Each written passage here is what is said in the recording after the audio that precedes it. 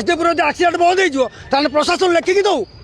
प्रशासन लेखिकी दौ आज फुटपाथ दुकान उच्छेद होगले आक्सीडेट आज बंद हो। बासुदेवपुर सहर दिनकु दिन जनगहली बढ़िबारे लागिथा बेले रास्ता कड़े फुटपाथ दुकान माने कब्जा कर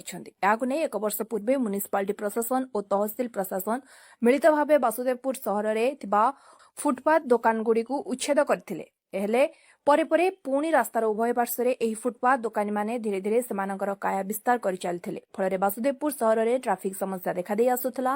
म्युनिसिपालिटी पक्षर गत 9 दिन पूर्व दुकानी मानक नोटिस दि जाइथिला। आज म्युनिसिपालिटी कार्यनिर्वाही अधिकारी सुधांशु मोहन स्वाई तहसिलदार प्रियव्रत दास मिलित भाव बासुदेवपुर सहर में 2टी बुलडोजर चलाइथिले प्राय 50 रु ऊर्ध्व दुकान को उच्छेद करा जाइथिला। एही उच्छेद जारी रहिबो बोली अधिकारी माने कहिथिले। पौर प्रशासन जानी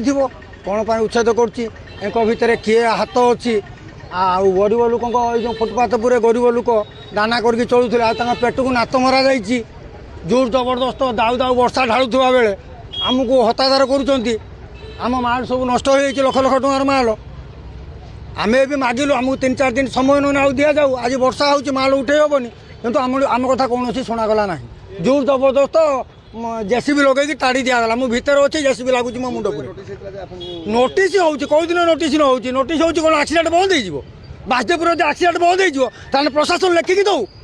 प्रशासन लेखिकी दौ आज फुटपाथ दुकान उच्छेद होगले आक्सीडेट आज बंद हो आ बासुदेवपुर आक्सीडेट हेनी कहीं मरबे जदि मरबे जदि फुटपाथ दुकानी उठीगले पेट को नात मरा गला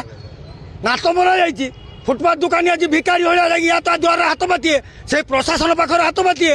आ द्वितीयत कथा जदि कौन आक्सीडेट हुए ताले प्रशासन दायी रही लिखि दौ